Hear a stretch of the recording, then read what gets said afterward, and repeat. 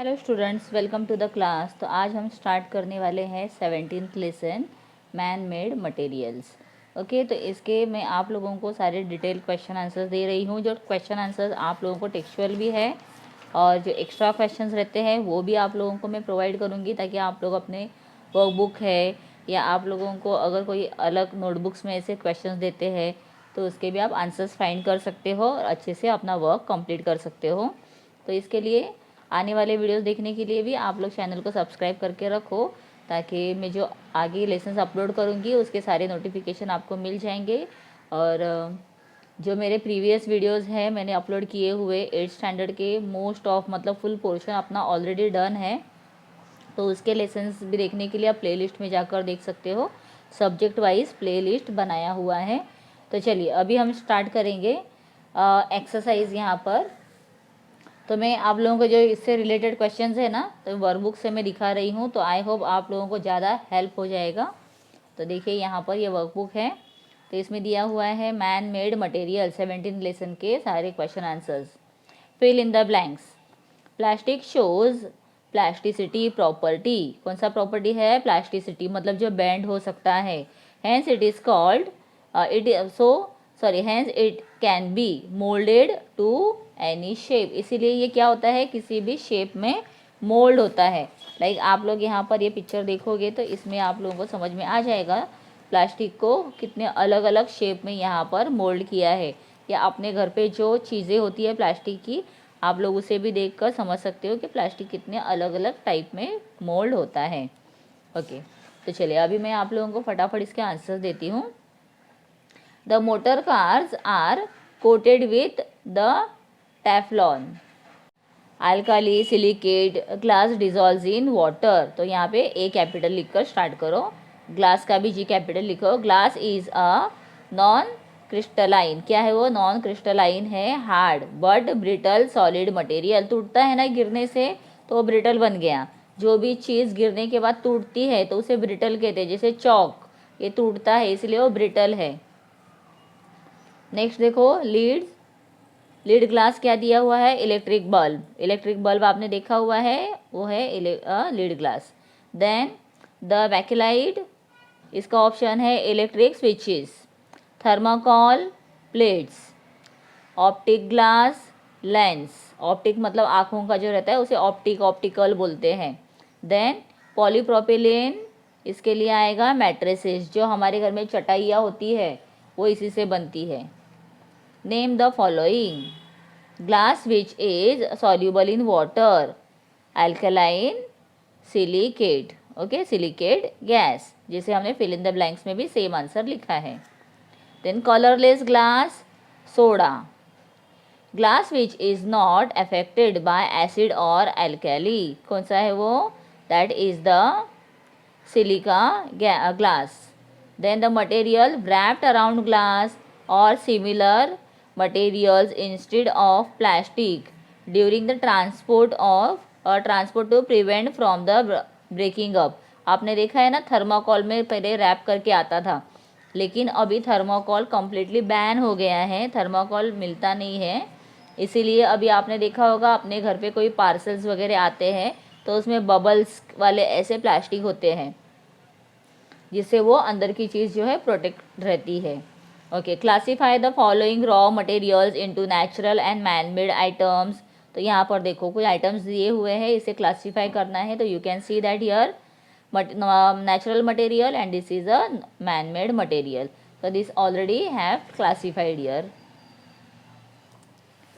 Then आगे देखो, classify the following types of plastic in thermoplastics or the thermosetting plastics. तो यहाँ पर इसे भी डिवाइड कर दिया है, क्लासीफाई किया गया है। You can just copy it. Then natural and man made material, इसका डिफरेंस लिखना है। तो मैं आप लोगों को जस्ट रीड करके दिखाती हूँ, बिकॉज ये मेरे स्टूडेंट की बुक है और आप लोगों को शायद से राइटिंग में कोई डिफ़िकल्टी होगी, तो इसीलिए मैं दिखा देती हूँ। Materials available in natures are called natural material. अभी जब लर्न करते हैं ना तो एक एक पॉइंट वाइज करना है, ये पूरा कंप्लीट नहीं करना है। फर्स्ट पॉइंट नेचुरल का किया, फर्स्ट पॉइंट मैन मेड का करो। Materials produced by processing naturally available materials are called man-made materials.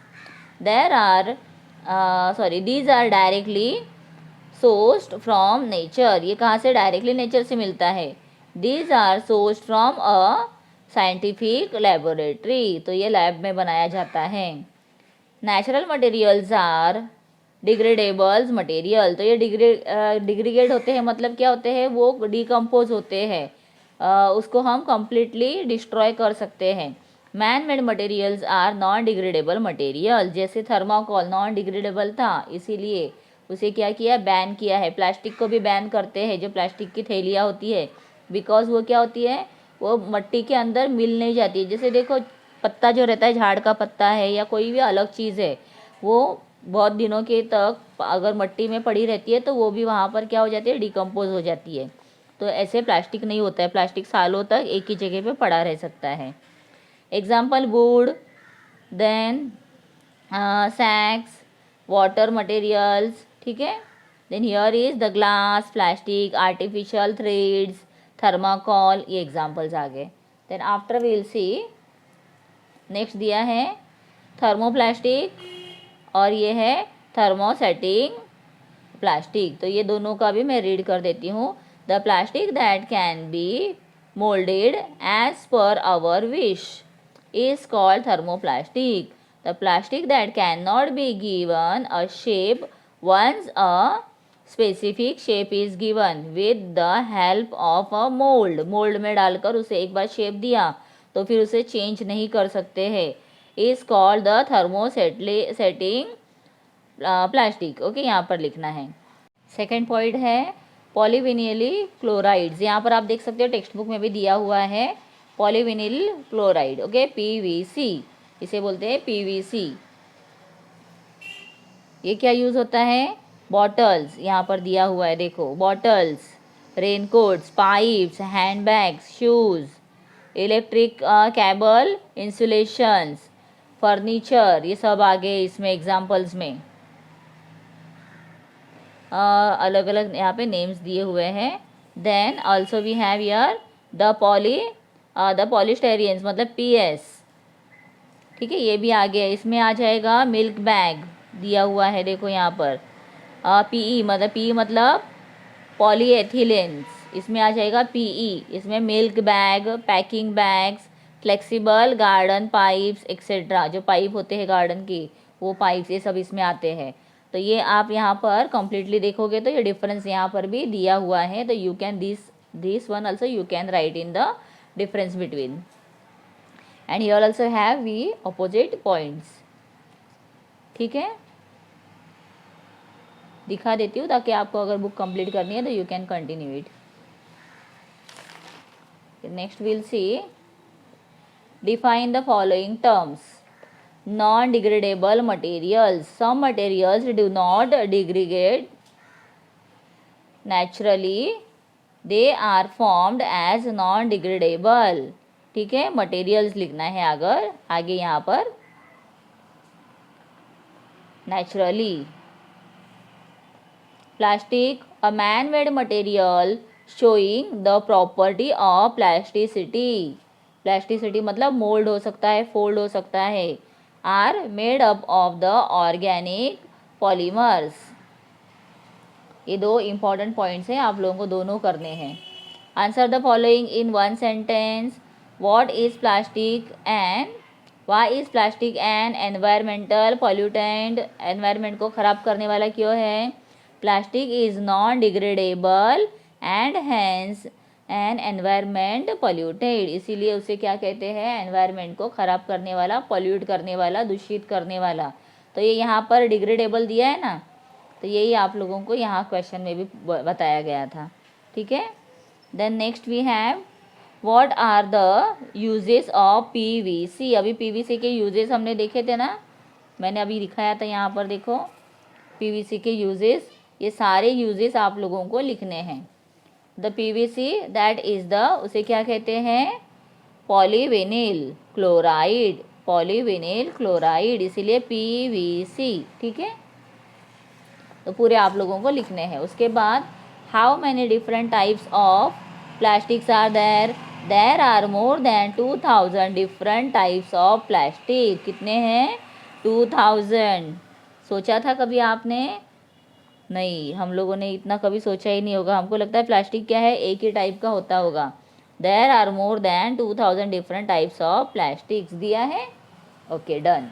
Next will do.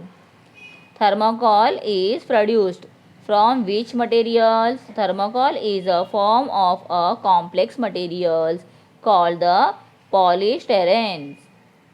If the transforms into liquid state on heating at more than 108 degree, यहाँ पर लिखाया होगा। I will show you that also.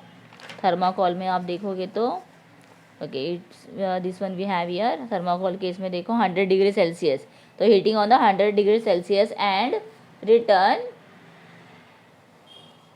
100 degree Celsius, यहाँ पर 100 करना है, ये 0 add कर दिया है, Celsius temperatures and return to the solid state on cooling, और उसे फिर से क्या किया जाता है, कूलिंग करके सॉलिड किया जाता है। ठीक है, देखो यहाँ सेम आंसर दिया हुआ है थर्माकोल का, पेज नंबर 118 पे आप देख सकते हो। नेक्स्ट क्वेश्चन है, what are the main ingredients of glass. तो ग्लास के मेन इंग्रेडिएंट मतलब उसको लगने वाली चीज़ें कौन सी है। The main ingredients of glass are the mixtures of sand, soda, lime and small quantity of the magnesium oxide. ठीक है, then next, name different types of glass. Silica, then borosilicate gas, the alkalic silicate glass, lead glass, then the optical glass, colored glass, then processed glass. ठीक है, then after we have some give reason, scientific reasons. The cups made from the thermocol should be avoided. Thermocol से जो cup बनते हैं वो use नहीं करने हैं। Why? The thermocol offers affect the health if the food kept in thermocol is reheated, मतलब फिर से अगर उसको गर्म करते हैं, the serum many dissolves in that food. Due to this there is the possibility of health problem. अगर उसमें जो केमिकल रहते हैं वो गर्म करने से क्या हो सकता है, वो फूड के साथ मिक्स हो सकते हैं, इसीलिए हमें क्या करना है, डिज़ोल्व इन दैट फूड, ये मेन है। हाँ, डिज़ोल्व इन दैट फूड, ये मेन आंसर है यहाँ पर। Then borosilicate glass is used in the pharmaceutical industry, मतलब दवाइयों के इसमें। The borosilicate glass does not show any effects on medicine, उससे मेडिसिन के ऊपर कोई भी इफ़ेक्ट नहीं होता है, जैसे थर्माकोल का हमने अभी देखा। हेंस मतलब इसीलिए वो यूज़ किया जाता है। The glass is used in the electric appliances जो होते हैं, मतलब बल्ब है, लाइट है, इसके लिए यूज़ किया होता है, बिकॉज वो ट्रांसपेरेंट है। The sins the glass is the bad conductor of electricity, electricity का बैड कंडक्टर भी है। देखो लाइट चालू होती है तो हम उसको हाथ भी पकड़ते हैं तो कुछ होता नहीं है। It is used as and क्या दिया है, इलेक्ट्रिक पाइपलाइंस। ओके, और ये इसमें इलेक्ट्रिक पाइपलाइंस में भी यूज़ किया जाता है। तो इतना ही आप लोगों को मेन आंसर क्या है, glass is the bad conductor of electricity, यही मेन लाइन है यहाँ पर। Therefore it is used in the electrical appliances. Next देखो, explain the effects of the following materials on the environment and human health. So ये थोड़े brief answers है, I will show you just, आप लोगों को इसे कॉपी करने हैं। प्लास्टिक दिया है, प्लास्टिक की इंफॉर्मेशन यहाँ पर पूरा है। देन देखिए ग्लास का भी दिया हुआ है, I will show you this.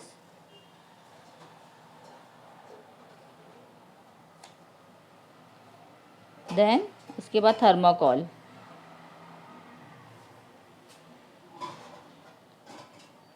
ठीक है, आप इसे स्क्रीनशॉट लेकर देख सकते हो। इसके बाद हम देखेंगे यहाँ पर फोर्थ क्वेश्चन, आगे का 10th क्वेश्चन दिया हुआ है, note the short one, right the short one. क्या नोट लिखना है हमें शॉर्ट नोट के लिए, यूज़ ऑफ प्लास्टिक। तो प्लास्टिक यूज़ करते हैं उसके ऊपर यहाँ पे शॉर्ट नोट दिया हुआ है। Plastic is use in the health care sectors examples the surface vessels use to cook, यहाँ पे डिफरेंट पॉइंट्स दिए हुए हैं. Then after glass production, for the glass production the mixtures of the sand, soda, lime and small quantities of the magnesium oxide is heated in the furnace. ठीक है, यहाँ से start हुआ है, देखो आगे कंटिन्यू करना है. देन आगे है ऑप्टिक ग्लास, जो चश्मे के लिए होते हैं. The optical glass is produce from the mixtures of the sand, soda, lime stones, then the barium oxide and the boron. ठीक है, ये कंटिन्यू करना है. Then after we have the properties of glass. Glass के क्या properties हैं. On heating the glass become soft and can be moulded into any shape. Density of the glass depends upon its ingredients. जो ingredient डालते हैं उसके ऊपर उसका density depend होता है. ओके, और कंटिन्यू हुआ है यहाँ पर, ये सेम आंसर कंटिन्यू भी हुआ है. ठीक है. Then after we have answer in brief answers दिए हुए हैं. How is the plastic produced. तो यहाँ पे स्टार वाले देखो, सारे जो क्वेश्चन है ना ये टेक्स्ट बुक के रहते हैं. हाउ इज़ प्लास्टिक प्रोड्यूस्ड, यहाँ पर है question. Ingredient of the plastics are the cellulose. यहाँ से स्टार्ट करो, पूरा देखो क्वेश्चन आंसर दिया हुआ है प्रॉपरली. और मेन क्या होता है कि आंसर्स बड़े होते हैं ना, तो इसीलिए उतने छोटे जगह में लिखना मैनेज करना भी डिफ़िकल्ट हो जाता है. Which measures will you arrange to minimise the environmental problems arising due to the non degradable plastic. क्या करेंगे उसके बारे में पूछे. अवॉइडिंग करना है, थ्रोइंग द प्लास्टिक, हाँ, packing materials like the disposals, plates, ये सब हम यूज़ करते हैं ना आजकल, तो सब जगह पे यही यूज़ किया जाता है, use and throw. Why most of domestically used items are replaced by plastic. जो घर में यूज़ किए जाने वाले ज़्यादातर चीज़ें होती है वो प्लास्टिक की होती है. The plastic does not the corrodes into, it does not decomposed, it does not easily affected by the humidity, heat, rain, etc. The items of any colors can be made from it. इससे कोई भी colour के, हम देखते हैं ना plastics के अलग अलग कलर की चीज़ें मिलती है. ठीक है, और उठाने में भी हल्का है. Why are the plastic tanks used for the storage of chemicals? Chemical भरने के लिए प्लास्टिक के टैंक्स के यूज़ होते हैं. The chemicals are highly corrosives by the nature. वो क्या होते हैं, नेचर से कॉरोसिन हो सकते हैं, ख़राब हो सकते हैं. Hence they are stored in the plastic tanks as the plastic does not provide on the coming in contact with chemicals. Chemicals के कांटेक्ट में आने से वो ख़राब नहीं होता है. इसीलिए देखो दवाइयाँ वगैरह भी ज़्यादातर अभी आजकल प्लास्टिक के बॉटल में भरते हैं.